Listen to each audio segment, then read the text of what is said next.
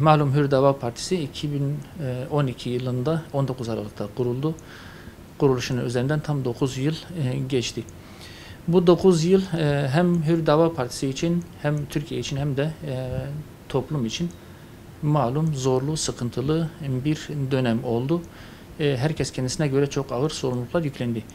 Hüdapar'da kurulduğu günden beri üzerine düşen bütün sorumlulukları hakkıyla yerine getirdi. Siyasetin tıkandığı, Türkiye'nin önünün birçok ağır sorunla kapatılmaya çalışıldığı süreçlerde Hüdapar ağır bedeller ödeyerek üzerine düşeni yaptı ve Türkiye siyasetine, Türkiye toplumuna çok değerli katkılarda bulundu. Şimdi bu kuruluş yıl dönümü münasebetiyle bir yıl dönümü anma programı gerçekleştiriyoruz.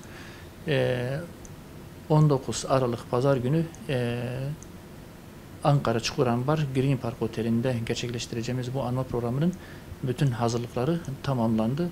Programa Türkiye'den önemli akademisyenlerin, sivil toplum kuruluşlarının, araştırma şirketlerinin ve gazetecilerin katılımıyla birlikte partinin merkez yönetimi ve teşkilatlardan arkadaşlar katılacaktır.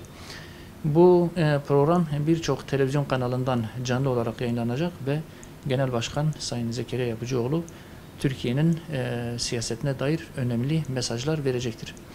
Şunun altını ısrarla çizmekte fayda görüyoruz. Türkiye önümüzdeki süreçte çok önemli sorunlarla boğuşacaktır. Türkiye siyaseti her geçen gün biraz daha ısınıyor ve çözülmeyi bekleyen birçok sorun Türkiye'nin önünde şu anda bekliyor.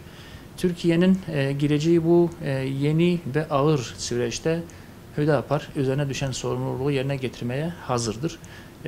Bütün kadrolarını tamamlamıştır. Siyasi ilkeleri, misyonu, çözüme dair söyleyecek sözleri her zaman olmuştur ve yeni döneme de hazırdır.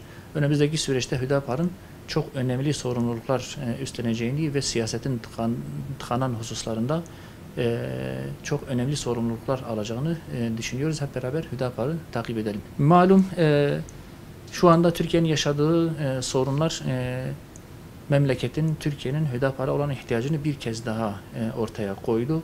Özellikle ekonomiye dair faiz, döviz lobileri arasında tıkanan iktisadi sorunların çözümüne dair Hüdapar'ın bugüne kadar söylediği şeyler tam isabet etmiş ve sonrasında diğer partiler tarafından da ifade edilmeye başlanmıştır.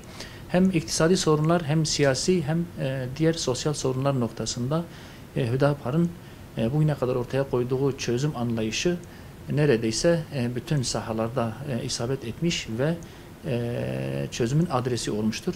Hüdapar'ın önümüzdeki süreçte parlayan bir parti olacağını hep beraber müşahede edeceğiz.